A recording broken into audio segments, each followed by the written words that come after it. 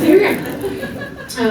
Anyway, so again, thank you all for coming, and lots of extra thanks to Manny, who ditched us for some fancy vacation, and Precious and Angelina this evening, and everybody at Manny's, and the Alice Beach Hookless LGBTQ Democratic Club for joining us tonight. I really appreciate it. I am Gretchen Sisson. I am a sociologist at Advancing New Standards in Reproductive Health, which is part of the OBGYN department at UCSF. I study abortion and adoption in the United States. And I also do a lot of political fundraising and hosting and organizing. So Manny is a really good partner in crime for me in a lot of that work. So I'm really happy to be here for that.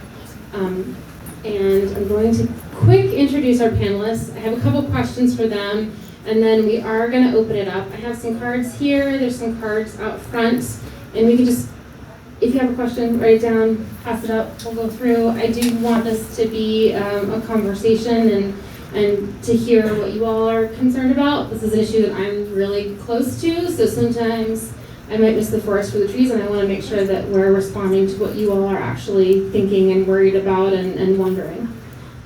So real quick, this is Rebecca Bauer-Can. She is a member of the California Assembly. She was elected in 2018 to represent AG 16.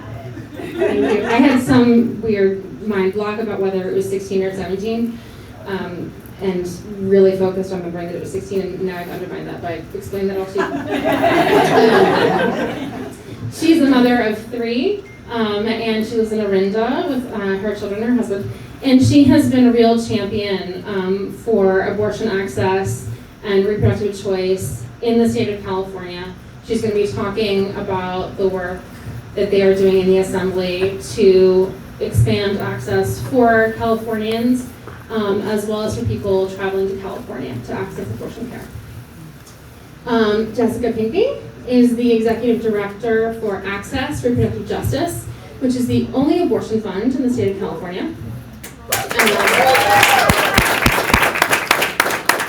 And they do incredible work, not just providing people who need abortions with money to access their abortion procedures, but also with logistical support. So overnight stays, child care, all of those sorts of things that people need to make sure they can actually get to their appointments on time and with enough money to pay for them. Dr. Dan Grossman is a physician. He's an abortion provider here in San Francisco. He is a faculty member at UCSF. He's the research director at Answer, which also makes him my boss. He has, that's his primary distinction. And he has really devoted his career not just to providing abortions to people, but also to studying abortion restrictions and their impact in San Francisco. So he was the primary investigator for the TextPep study, which looked at the impact of abortion restrictions in Texas before the Whole Woman's Health Supreme Court case in 2016. He was an expert witness for that court case. So he is very familiar with the impact that denying and restricting abortion care will have on people's lives. And he is a real expert, and you are all very lucky to get to hear from him. I get to hear from him all the time, so it's actually. Okay, so let's get started.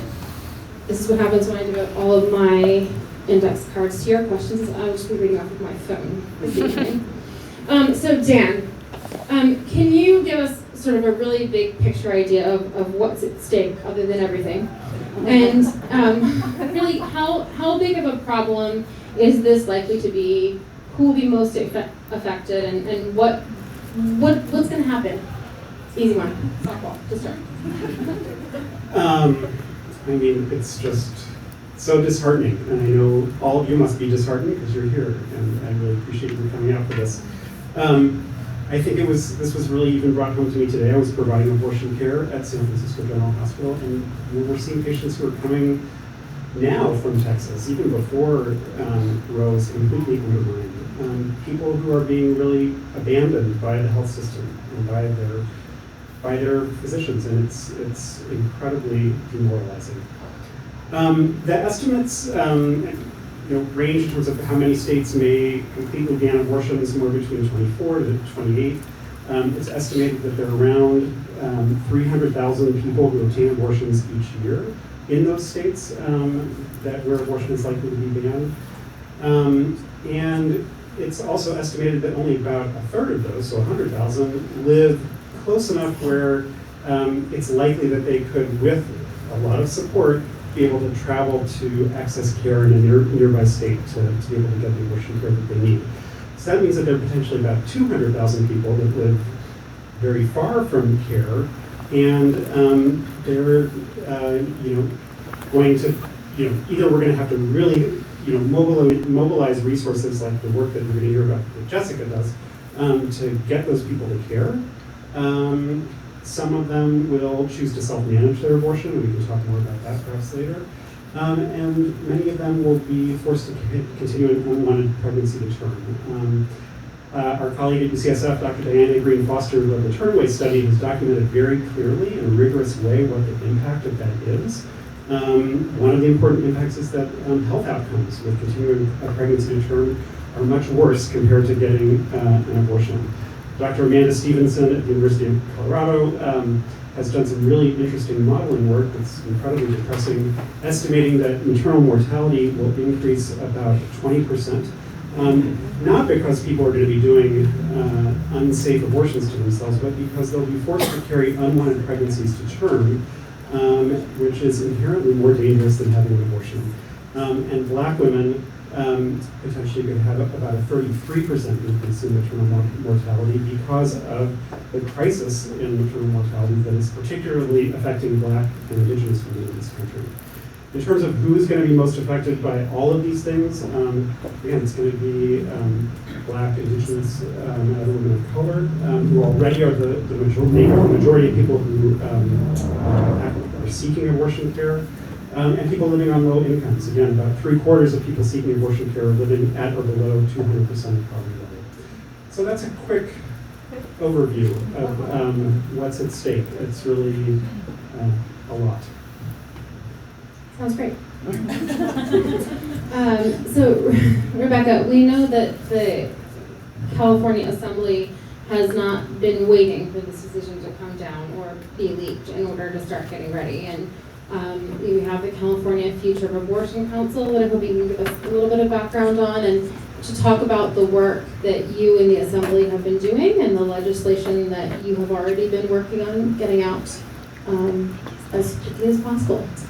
Yeah, I've been the least favorite party guest for the last 9 months because apparently nobody in the general public believed Roe was going to be overturned, and then they would say to me, what do you think is going to happen to Roe? And I'd say, oh, it's going to be overturned, and 26 states are going to ban abortion, and that isn't quite the thing people want to hear at parties, but it was the truth, and we knew it. And so in the fall, the governor formed the Future of Abortion Council, which all three of us sat on, with an incredible coalition of abortion providers and abortion supportive groups representing communities of color, or low-income communities, everyone that was at the table in a really meaningful way. And I have to say, since I've been in politics, which is only 3 years, it was the most impressive effort I have seen. They started in about September, and in December they delivered to the legislature a full report with about 50 recommendations of what they needed us to do as a state. And it ran the gamut. And it was us really looking deeply through every single provider and every single organization that supports women who are accessing comprehensive reproductive health care, including abortion, what it would mean for California. And you heard from Dr. Grossman a little bit about what it means for us to have an influx of patients. I want to start with, we as Californians do not want women or people who are birthing to have to come to California for abortions. We want them to be able to get them in their own community. That's not going to be the case for a large number of people in this country, and so we're prepared to step up. But by no means do we want to be in the position we're in. But given where the nation is going, we will continue to lead and we will continue to provide access to abortion. We also know that it means, as we have this influx of people coming into the state, seeking abortion care, that it was going to put some of our low-income Californians who rely on Planned Parenthood for reproductive health care writ large in a position where they wouldn't be able to get an appointment, right? It's going to really put stressors on our healthcare system that we need to be prepared for and start working on. So we did start that work. And I'll say that we started that with the Future Abortion Council, but when I joined the legislature in 2018, I formed the Select Committee on Reproductive Health, and Jessica's been involved in that work with me. But we started looking 3 years ago at what the status of reproductive health was in California with our own deserts of care, even today, whether it be in rural California or Medi-Cal recipients or people who don't speak English and are in communities where they can't get culturally appropriate care, and really looking at what were our failings, what did we need to be prepared for, and how are we going to get here. So this has been a long road coming. We didn't expect it last week, but we were ready for it to come in June. I think once the final Trump appointee was appointed, we were aware that it was very short amount of time we had to get there. So now we have done the work. We have introduced 13 pieces of legislation across the Senate and the Assembly that really focus on a lot of what the Future Abortion Council wanted us to focus on. I have a piece of legislation that protects our wonderful providers from civil liability under laws like SB 8 in Texas. We know that Texas patients will get care from California providers. It is true today, and it will be true going forward. And we didn't want there to be any question that our providers, that anybody who assists someone in getting an abortion in California, Jessica and her team, could be brought into court in California and subject to liability. And so that will no longer be the case once this bill is passed. Just last week, we did add an urgency clause to that because all of our laws go into effect in January. We don't think we can wait till January. So that law will go into effect once we have 54 members who aren't out with COVID, and we can take the vote. And not 54 members are out with COVID, to be clear, but we need to have 54 people who are willing to vote on the bill, and we have quite a few absences right now. So we're going to take the vote once we have enough members to take the vote, and it will go into law immediately once it's signed by the governor. We are doing things like protecting the confidentiality of patients here in California, ensuring that out-of-state law enforcement cannot subpoena the records to find out who's getting abortions here in California. We know that states across the nation plan to criminalize those who give abortion, those who receive abortion, and we will be in no way participating in that. We are working on building up our infrastructure. One of the things that I think is really important, and hopefully we'll talk more about, is the false information that is given today to people seeking abortion, and they have committed to doubling down on that. And so we will be putting out a portal with good information from the state, but that's an area we really need to continue to focus on, because these crisis pregnancy centers that provide misinformation and keep people from care is a problem that has been ongoing, but will, I think, only get worse with the overturning of Roe. So there's a lot of bills, and Dr. Grossman calls my office at least once a week with a new idea, which we love. But, that is the work, right? We are in partnership with our providers and with our incredible organizations to say to them, we want you to do the work you're doing. How can we protect you in every possible way? Because California is here to ensure that people have access to abortion and that they will have the outcomes and the lives they want, because their equity, their lives, maternal mortality, we were trying to work on it, and now it's just going to get worse. So we have a lot of work to do that.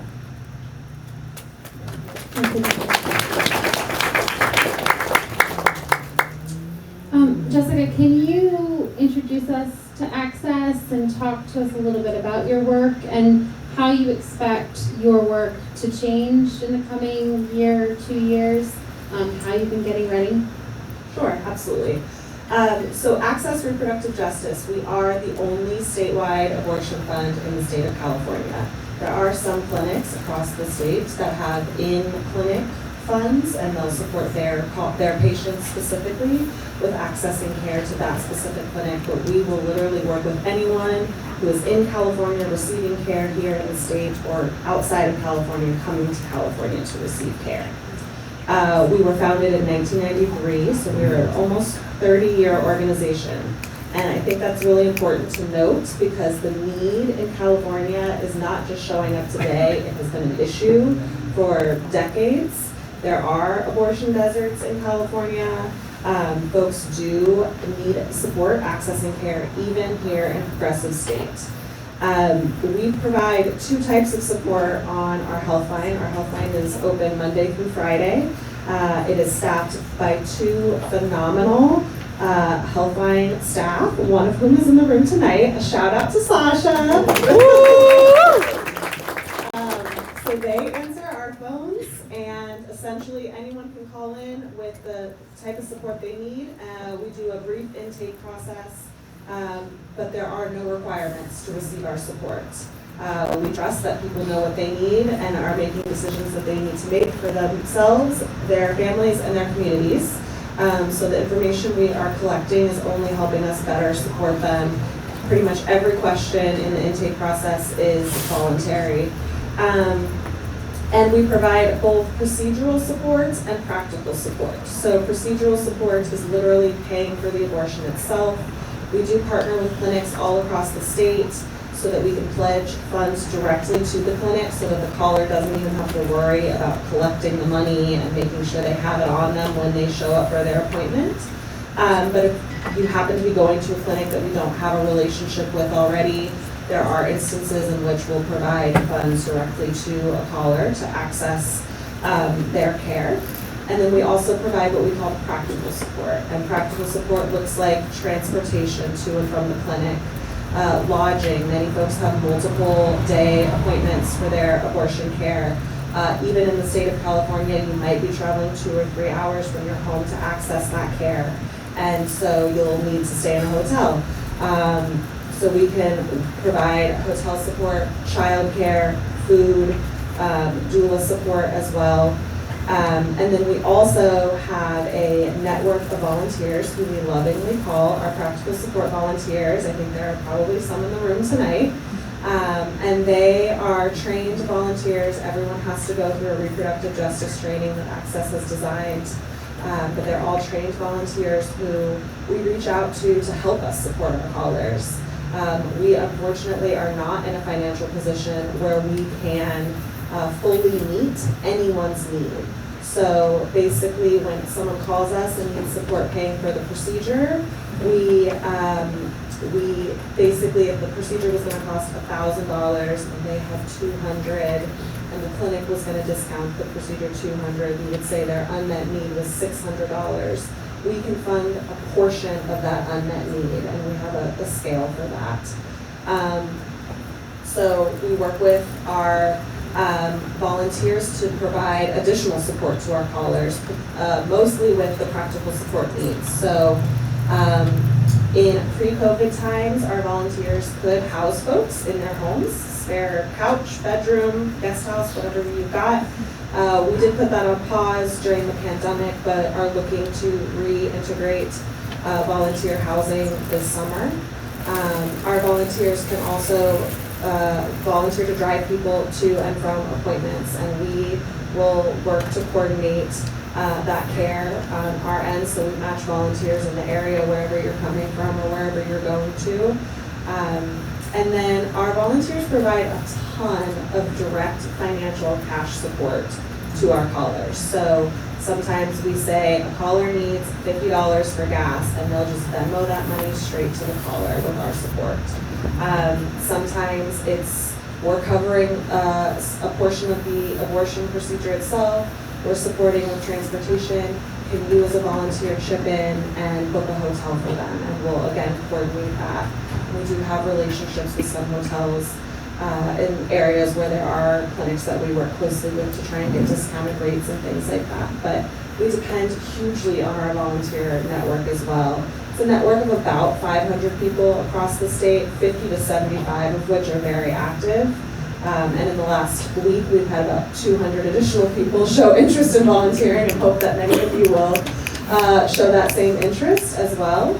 And then we also really work to turn our callers' stories into direct action and advocacy. So our policy advocacy work and our policy agenda is directly informed based on what we hear from our callers on the health line. And so we are literally working to build the power of Californians every day and to improve the livelihoods of the people who call our health line needing our support. Thanks.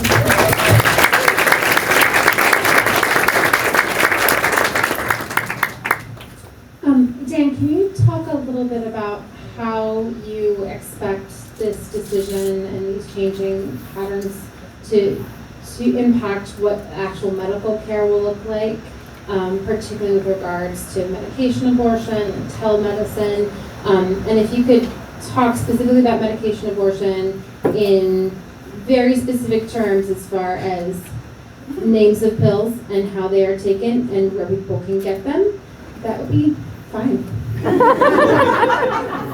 Mr. Boss. Great. Well, self-managed abortion in 2022 looks very different from self-managed abortion in 1972. Back then, before Roe, people had few options, and so self-managed abortion was very dangerous, and of course that's where the whole court paper comes from, but that's not the case now.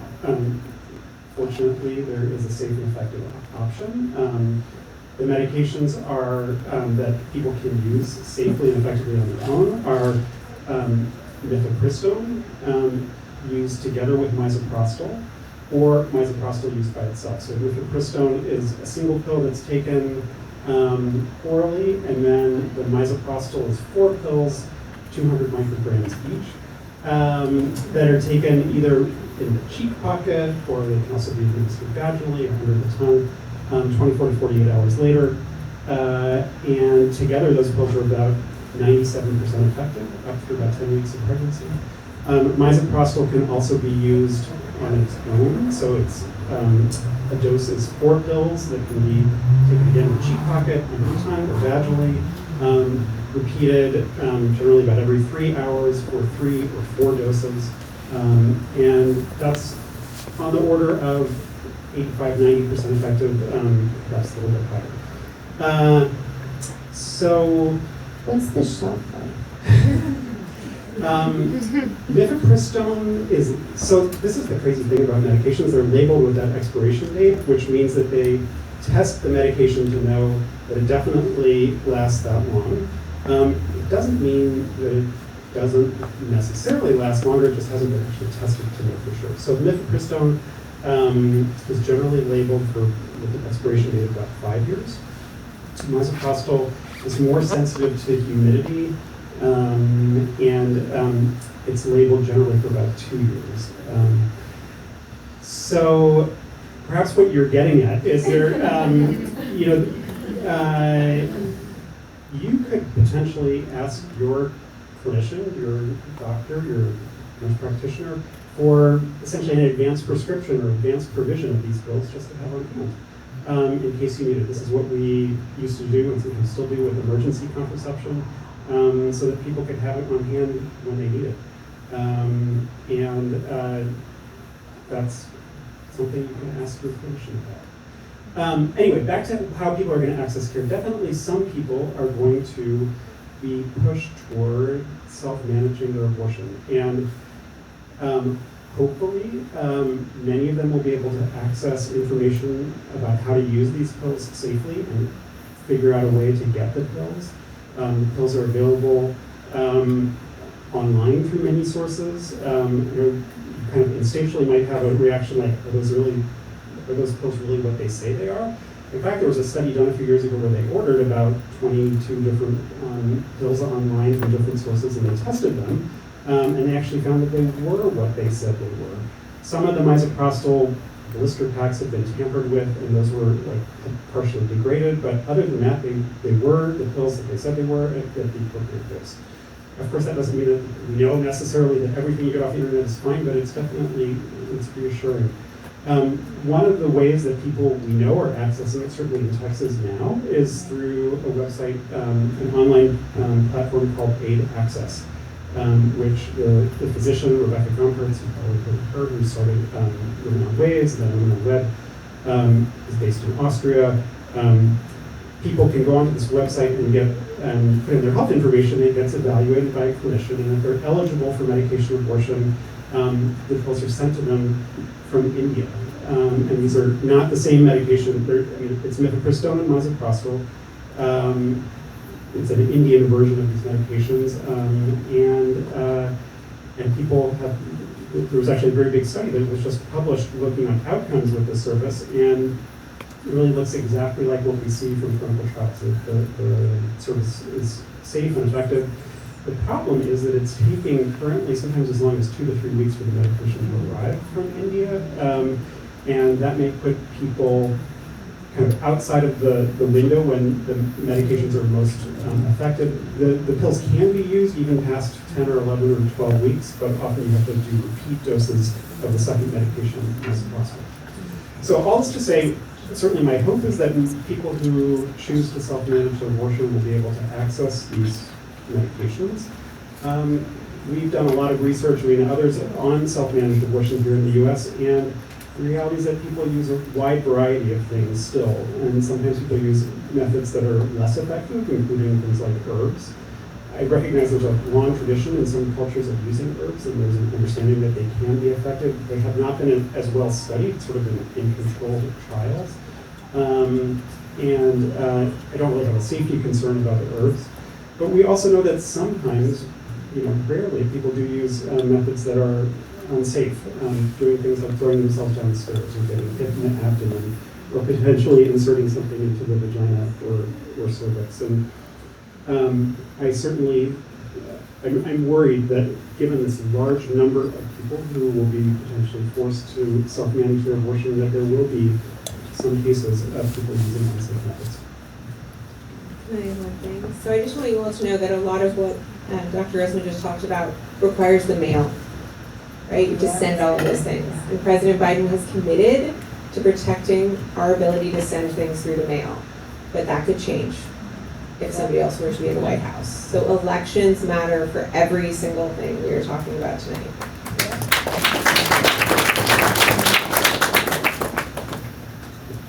Jessica, you talked a little bit about how people can give their time to access through the Practical Support Network. How much do you expect your budget to need to increase in the coming year? It's a great question, and I wish it was a simple answer. Make something up. I will. Don't get a big number. Okay, I got you. As Dr. Grossman referenced earlier, we have estimates of how many people could be impacted by these abortion bans. The Guttmacher Institute reports that there would be a 3,000% increase in the number of people of reproductive age whose nearest clinic would become a California clinic. Granted, we understand all of those people are not going to get pregnant, all of those people are not going to get pregnant at the same time, all of those people are not necessarily going to seek abortion. But it gives you a sense of just, in terms of geography, how many folks could potentially have to come to California. We at Access certainly understand that travel patterns are not just based on proximity. It's based on where you can get an appointment, where you feel comfortable getting an appointment, if you have a family support or some other kind of support in the area. So right now we support about 500 people per year. I fully estimate that it's already basically doubling. If we look at our numbers for January through April, we've seen twice as many callers as we did in January through April of 2021. We're in 2022, yes. What is time? So we're already seeing a doubling. So I imagine that we will see a tripling. It's really hard to estimate. Many people will also be afraid to access care, may be forced to carry pregnancies that they don't desire. As I mentioned, our helpline is staffed by 2 people full-time, but we would like to increase our helpline staff to 5 to meet the growing need.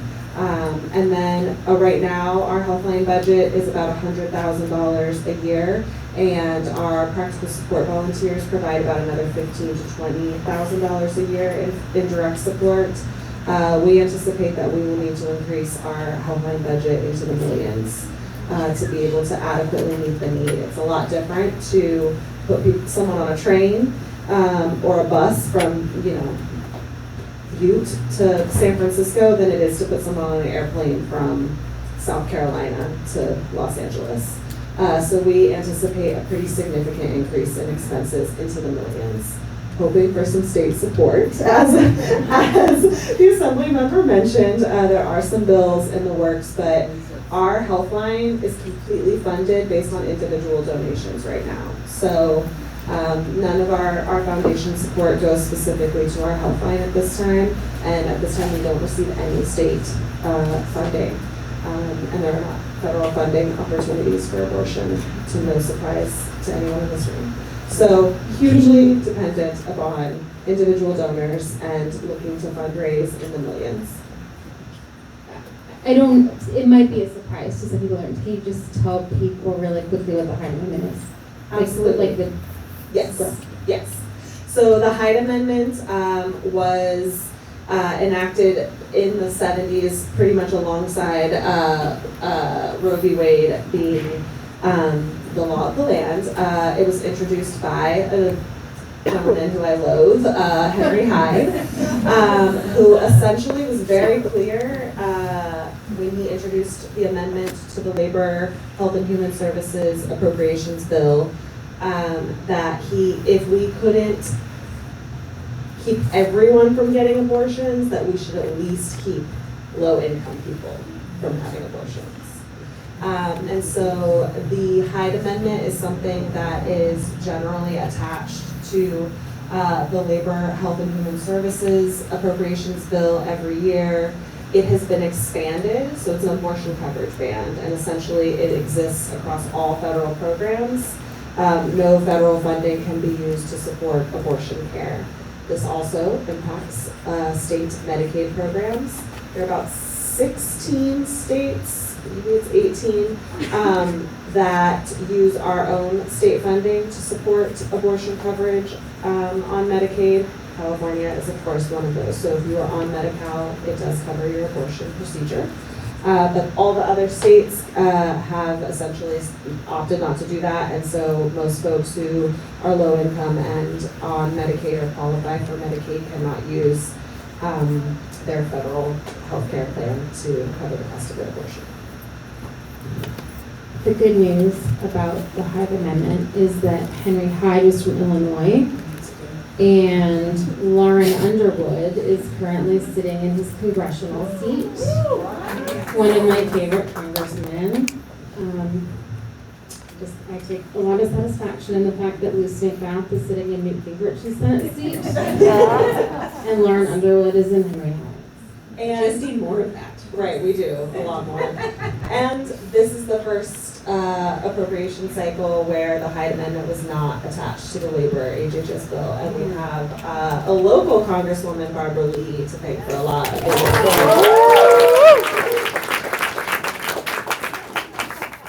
Barbara Lee is an absolute champion. Anna Presley is an absolute champion. I go for the petty congressional victories. Yes. Go low, go high. Do what you gotta do. I'm going high this week. Rebecca, can you talk to us? You went over sort of in broad strokes the bills that are in the works right now. What is the work that hasn't started yet? The bills that are kind of on your to-do list for the next phase that we have that aren't introduced, and are any of these bills going to be tough fights, even in this state of California? How can we support getting these bills through? Who do we need to be? So there's a lot of work to be done. And I think we have done our best, and the FAD Council, like I said, did an amazing job of getting us ready. But the evil geniuses that don't want people to have access to abortion keep us on the move. And so will the landscape change when Roe is overturned in ways that we are not predicting today? Perhaps. I'm not going to say that we see everything that's coming. We're doing our best to predict everything that's coming and be ready for it and have those bills in place when we need them. But we also know that we'll continue to protect patients, providers, and those that support providers in every way necessary. And so, other states we're working with legislatures in other states that are equally as supportive of people accessing abortion to talk about who's going to try what. And we know that many of our laws will be challenged in the courts. So you may have heard that Connecticut recently passed, New York has pending an anti-extradition law.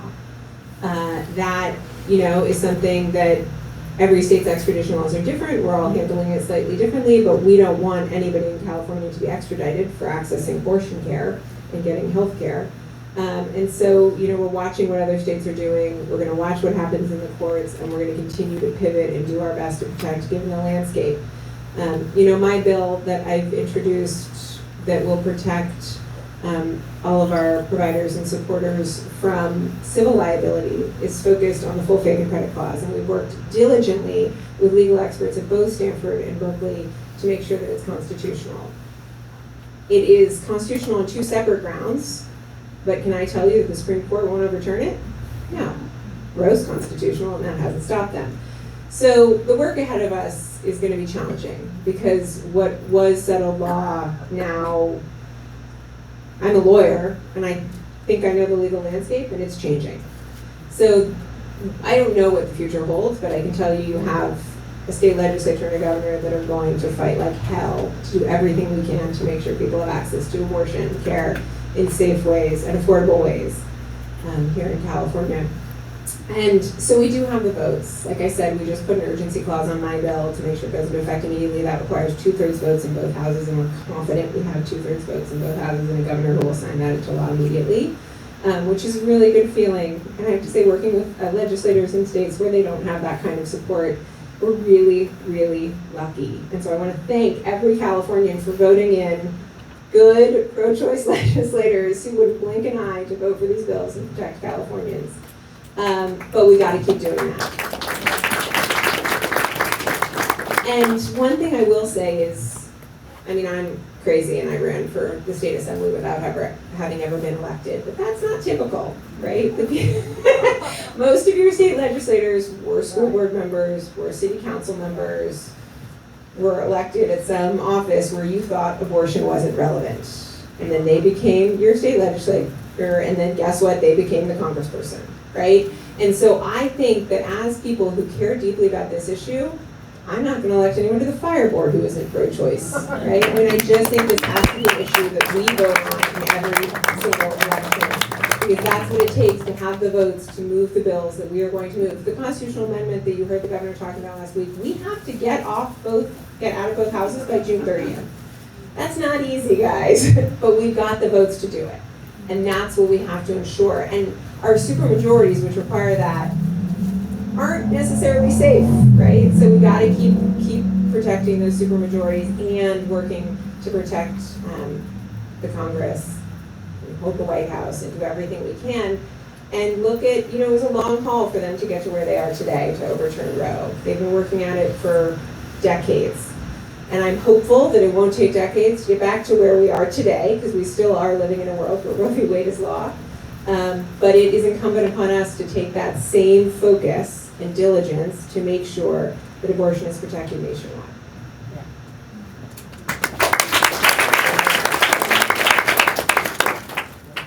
I'm going to go to audience questions, so if you have some and you didn't pass them up, I hope you did. We're going to be here. Please hand them to Anne. We have a lot of questions about the potential for a nationwide ban, which a lot of Republican senators are floating and talking about, and what that would mean for California. Do you want to take that? Sure. I can start. So we are about to amend our Constitution to make it even stronger to protect abortion. We're not taking, now that will take a vote of the people, 2/3 vote of the people, so we are putting it on the ballot, but we are optimistic that in California, you will support us in that effort. So we are shoring up our laws. It is my opinion that the fundamental principle of states' rights is that we have the right to protect our citizens further than the federal government. That was the fundamental principle when we had states' laws and federal laws. And so it is my position that any efforts we take to protect you all to have the right to abortion, the federal government cannot touch because it is more protective. We have gone a step further than the federal government. So, but I also mentioned the mail, because I do think they could take away the right to send these bills, right? They could take away the right for us to use telephones, They control the phone lines. They control interstate commerce, right? So we have a right within our states to protect our providers and our patients, but there is a lot that can be done at the federal level to make this even worse and even harder, even here in California. And so when I knew this was coming in June, even though the polls we were in the field were showing that 70% of Californians didn't understand that Roe was going to be overturned in June. So this was a surprise for most Californians. I actually believed it would change the landscape. Everyone was talking about Democrats losing in November, and I thought this would change things. I thought people would realize the power that the Republicans had taken by winning. And I'm hopeful that this will change that, and then we will hold Congress, we will make sure that we can't do this. But yeah, they could really challenge us, but I do believe that we have the right to continue to protect Californians' right to abortion under our own Constitution, because we have the right to give you constitutional rights here that are not federally granted.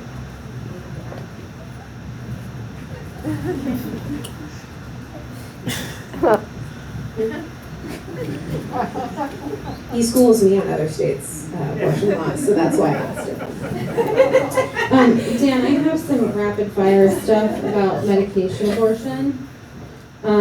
What is the gestational age limit for medication abortion? For both approval and efficacy? Yes. So mifepristone and misoprostol have been approved by the FDA for use up through 10 weeks of pregnancy, counting from the first day of the last menstrual period. There's a lot of evidence about using the same regimen up to 11 weeks.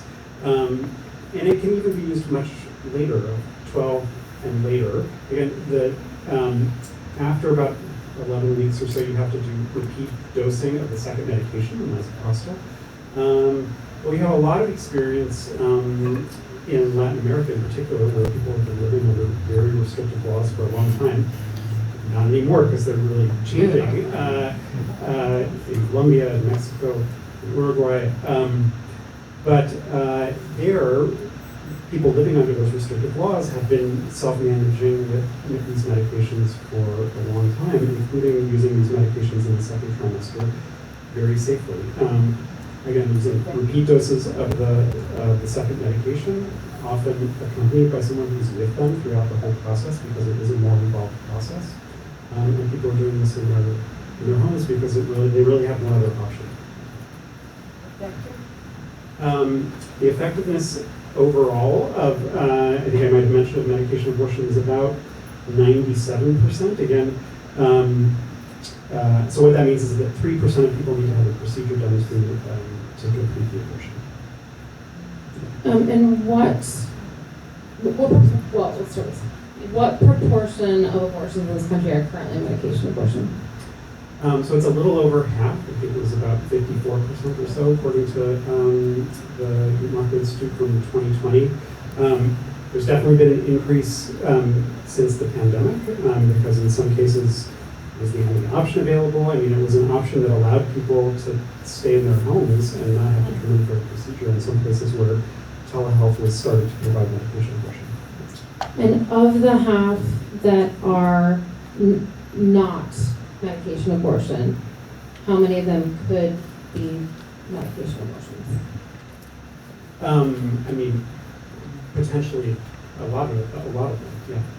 Okay. Thank you. Can you talk about what the experience? Can I just, yeah. Let me just add something to that, because I do think that sometimes when people talk about the abortion pill as this miraculous thing that's going to solve all the problems of our fundamental human rights being undermined, which is not the case. And so we're going to make it really clear that this is not, abortion pills are not the solution. They're kind of a mitigation strategy. They're a way to reduce some of the harm. But medication abortion is not the right option for everybody. Some people, so people who are past 11 weeks or so, it's not the best option. People who might have taken the medications and then have, rarely have an ongoing pregnancy, where the pregnancy continues to develop and they need to have access to a procedural abortion or a vacuum aspiration to complete the abortion. So they need to have access to that. And then some people just have a really strong preference for having a procedural abortion because they want to have sedation. They don't have a safe place where they can receive the medications at home. They're trying to hide the abortion from an abusive partner or from their parents. And they can't be taking these pills at home where someone might discover that they're doing this. So all those people need to have access to procedural abortion. So the pills are not the solution.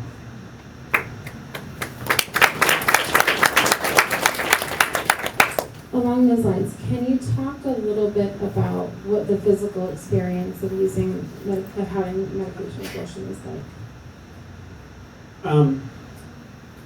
The physical experience is kind of similar to having a spontaneous miscarriage, in that people who have a successful medication abortion will have cramping and bleeding. Obviously, the emotional context is very different for people who are choosing to take these medications compared to people who may be having a spontaneous miscarriage, especially with an unwanted pregnancy. But the physical experience can be similar. I don't want to minimize the fact that the pain can be really quite severe. Often we as providers aren't so aware of the pain because people, honestly, are taking the pills at home and I'm not seeing it, so I don't know exactly what people are going through. But we now have a lot of research where people keep a pain diary of what they go through, and it's kind of shocking. On average, people's maximum pain level is about a 7 or 8 out of 10. Often they say the pain lasts a short period of time, but it can be very intense. Fortunately, we have more research about ways to manage the pain. Ibuprofen can be used. There are now some medication regimens that can be used prophylactically, like taken at the time you take the misoprostol before the pain starts, to kind of nip the pain in the butt, to try to minimize the pain. Using what's called a TENS unit, or transcutaneous electrical nerve stimulator. I don't know if you've seen those things. It's like these pads that kind of shock the skin. And that actually works for the pain associated with medication abortion. So there are some things that can be done for that. Nausea, vomiting, diarrhea, fevers and chills, these are all potential side effects. Certainly not everyone has those, but these are things that people need to be aware of about the pain experience. Thank you. Not great on the rapid fire component of that answer, but I thought he was your boss. he is. He is my boss. That's right. Yeah. I will also just tag on to Dan's answer because I do think it's actually really important. I think that part of what the abortion rights access movement has done in talking about the safety of medication abortion has downplayed the intensity of the physical experience. And what that means is for women who self-manage via medication abortion, and they've been told that it is like bringing on a menstrual period, when it is more intense than that, they seek medical treatment and they expose themselves to criminal prosecution. So there have been cases of women who are not in medical danger, but who are bleeding more than they expect to, who are in more pain or discomfort than they expect to be in because they've been told that this is going to be a mild experience, who seek out medical treatment and are then reported by their medical providers to the police. And so 2 things. One is if you are a medical provider, you are not in an obligation to report someone who comes and tells that to you. And in fact, in most cases, it's a violation of their rights to do so. And 2, there is no blood test, right?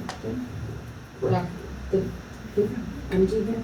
There's no blood test for misoprostol or mifepristone.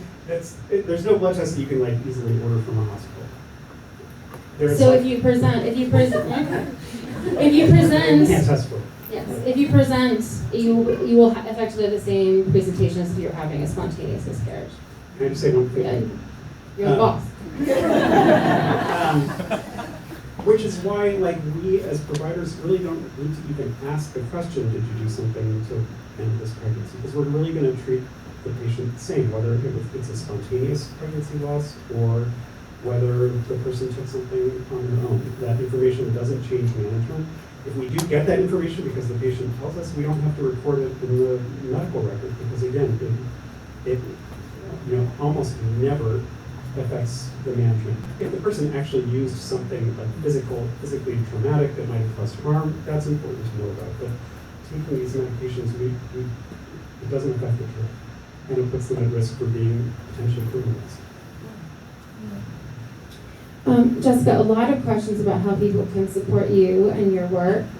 So how can they support you and your work, including specifically younger high school students who are younger who. Oh, I love that question. We have so many high schoolers who reach out to us for interviews, to participate in their podcasts or their school projects. There are some really impressive groups in the Bay Area in particular doing projects and research in this area. Please go to our website, accessrj.org. Very simple. You can donate there. You can sign up if you're interested in volunteering there. Also, if you're interested in being on our board of directors, we're accepting applications through the 11th. There are a few board members in the room if you're interested in learning more about that as well. We strongly encourage young folks to get involved, to learn more, to encourage their family members to potentially volunteer with Access. Most young folks are not, unfortunately, able to drive people to appointments or house them without parental consent. But if you get parental consent, then you're more than welcome to volunteer with our organization. But really just spreading the word about reproductive justice and the work that abortion funds are doing, not only here in California, but all across the country, is really, really important. And I'll just plug right now that we are in what the National Network of Abortion Funds calls our annual fundraising season. It's called Fundathon. It used to be bowling. Now it's literally just a marathon of fundraising, and we set a goal, and we fundraise from the beginning of March to the end of May. Our goal is to raise $100,000, and all of those funds do go to supporting our helpline. So we are about halfway to meeting our goal. So when you log on to our website, the first that will pop up is specific to our fundathon. So strongly encourage people to join. There's a fun. Ours is reading themed. All of our staff are loving book nerds, as is our board. So we've got fun bookish prizes that we're handing out for folks who give certain donation amounts, and have some fun giveaways up in the future. But please access our website. The last thing I will say, if you have friends, family members, coworkers, whoever, in the Los Angeles area, we currently have a campaign called Fund Abortion LA, where we are urging the Los Angeles County Board of Supervisors to add a budget item to the LA County budget specifically for Access RJ. So it would be funds to help us support those who are in Los Angeles County or receiving care in Los Angeles County. And that is because we see a ton of folks in the LA County region needing support, and also know that as abortion is banned in other states, that is a major hub, similar to the Bay Area, with a lot of airport access and clinic access. So you can sign up to join that campaign and learn more. And there's also opportunities to call the Board of Supervisors and get involved in other ways. So if you have friends and family in the LA area, I strongly encourage that as well. Can you say the website? accessrj.org, and I also have cards with me, so if anyone needs more information, you can just find me after. Are you on social media? Yes, it is accessrj on access_RJ on Instagram and Twitter. We're also on Facebook. If you search Access Reproductive Justice, I don't know what the handle is, I'm sorry. Precious, can we put that in a follow-up? Absolutely, I'm going to be getting so much Thank- information. thank you, ma'am. I guess I can put everyone up. We will be following up with you all, thank you, and you'll get lots of links for how to get involved, so we need to light it up, whatever we need to do. There's a lot going on.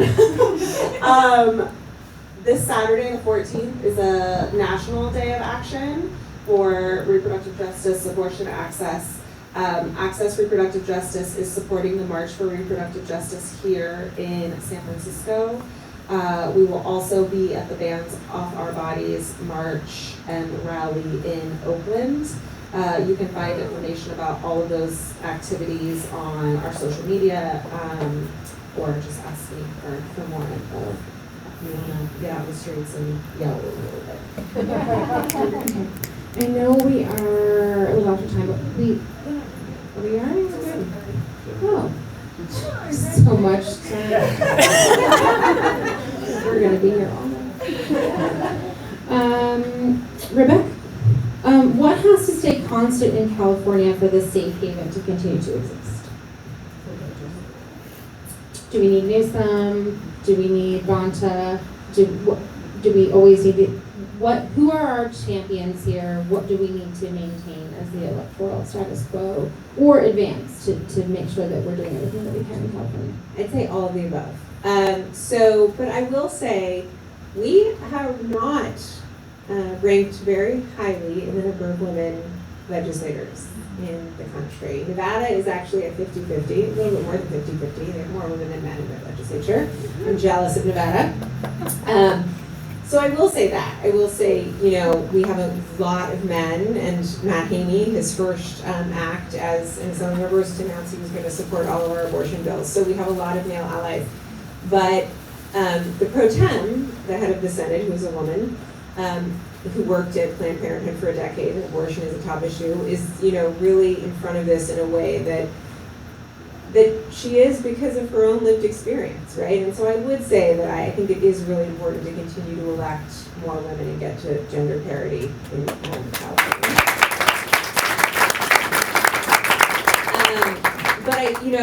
The Attorney General put out 2 alerts recently to talk about that California will not criminalize people who have abortion, and he has the ability to do that and to stop the criminalization of abortion and protect abortion rights and litigate against abortion rights, and that role is really, really critical. I actually was, when he was up for appointment, I had the honor of being on the panel that interviewed him, and I spent most of my time focused on abortion and what he would do to stand up for abortion rights, given where I thought we would be today, and his answers were all incredible, and he is a champion and will continue to be.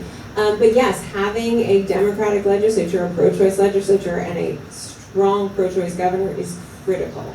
One of the things that is really important is our extradition laws are actually under the control of the governor. So that if we had a non-pro-choice governor, that would be really problematic. I will just say that. There are ways in which we are vulnerable if we were to lose the governorship to someone who is not a strong pro-choice champion. Because I also want to be clear that Democrat doesn't always mean pro-choice champion. So we need both, right? So I think it really is about electing people up and down the ballot who care deeply about this. My city council in Walnut Creek, not my city council, but a city council that I work with regularly in Walnut Creek, California, which is bipartisan. There are 2 Republicans, 2 Democrats, and an independent, unanimously voted to extend the buffer zone around our Planned Parenthood because it was getting so bad.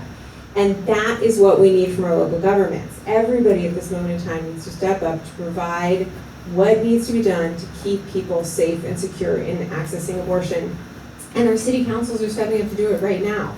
So, I do think it is about every level of government and paying attention and asking the question. And when you vote, looking at who, NARAL and Planned Parenthood and the other organizations that endorse candidates are endorsing, and making sure this is an issue that is top of mind for you every single time you vote, and that you vote every single time. Speaking of every level of government, we have a lot of questions about federal politics. And we are trying to keep the conversation on California, but I cannot help myself. So a lot of questions about what is the plan if Democrats lose the Senate or lose the House, or do we know that there is a national ban coming in January 2023, and what happens then? I mean, what happens is if we lose the House and the Senate this November and there's a national ban, is that President Biden will veto it because he will still be president in January 2023. So we're okay for a little while. What happens if we don't have the White White House, I think, is the bigger part. What happens if we lose all of these things? Because we would have to lose all of these things, and then we're in real trouble. So if we lose the House, then we have to get it back. If we lose the Senate, then we have to get it back. And we have to make sure that we are paying very intense, close attention to our federal government at all times. And in the absence of that, we have to make sure that we're paying very, very close attention to our governorships, to our secretaries of state races, to our attorneys general races, because that's who's going to be protecting the elections and who's going to be protecting access on the state level. And so there's a level of diligence here that we are going to need to maintain if we want to maintain abortion access in this country for people. And again, I can't help myself, but I'm always happy to talk to people about what races I think are most important if you're interested in talking about federal politics. But that could be an entire hour and a half, and Precious will pick us up. So I'll refrain from doing that. But I mean, the answer to a lot of these what ifs, what if this happens, what if this happens, what if this happens, is that things could go very, very poorly very quickly. And right now things are going very poorly very quickly, and we still control the House, the Senate, and the White House.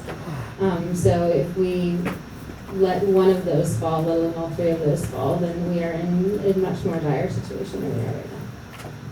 But I will say, so I went to law school at Georgetown, which for those of you who know is about 2 blocks from the Supreme Court, and I used to run every morning before school past the Supreme Court, and this was decades ago, and the anti-abortion movement would have these rallies, and I would run by them decades ago and think, what are they doing out here? Right? Like, we got Roe. What are you doing?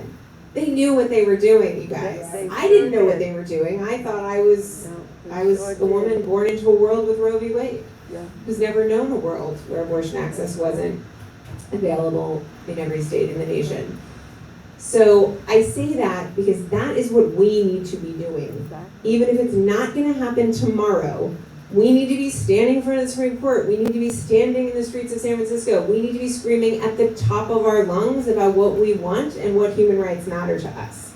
And we cannot forget it because it's going to be a long haul. That's the reality, but we've got to fight for it. Exactly.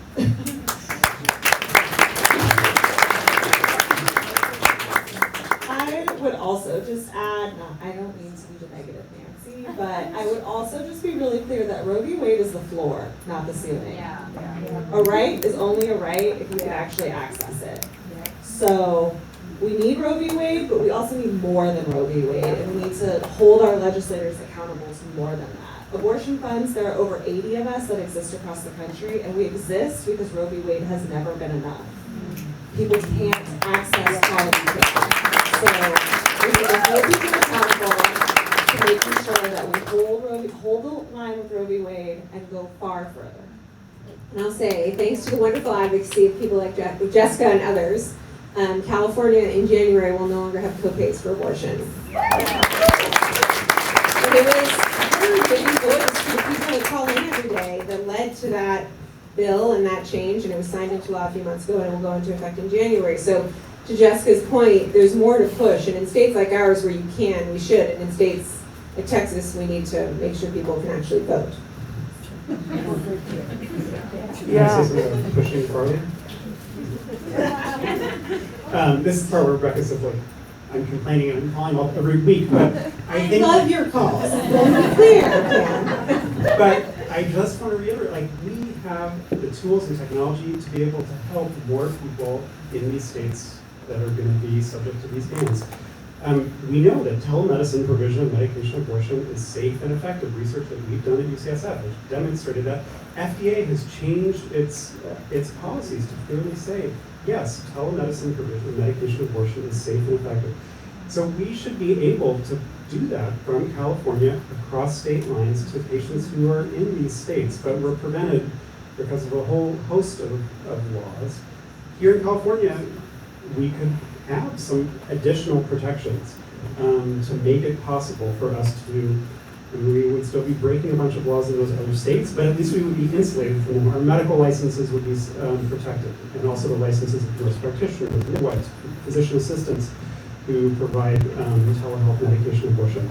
We would be insulated from civil liabilities, like what your bill would do, but also protected against extradition. We need like that whole suite of legislative protection so that we could be able to do this, because we can do it. And it's like, it would be so easy to at least help those people so they wouldn't have to wait 3 weeks for the medications to come from India. Instead, they'd be able to have the service provided by a US licensed clinician and get FDA approved medication sent to them across state lines. I will say that part of why I love Dan's calls, he calls one of my staffers who works on this, and she's like, he called, this is what he wants today. And we're like, okay, how are we going to give it to him? Because it is truly incredible what our abortion providers here in California are stepping up to do. Yeah. And we are going to go to the ends of the earth to make sure that Dr. Grossman and every one of his colleagues and every single abortion provider who is willing in California can provide as much care to as many people in America. I can't promise that he'll be wholly insulated because I'm only a lowly California legislator, but I will do everything I can, and we are, and we do have a bill pending that will protect his license, and we have a bill pending on to protect him from civil liability, and we are looking very deeply at how to protect him from any criminal liability as well. But the sad truth is, I can do all those things and I can't make him any promises. Yep. But he's still willing to do it. And that is,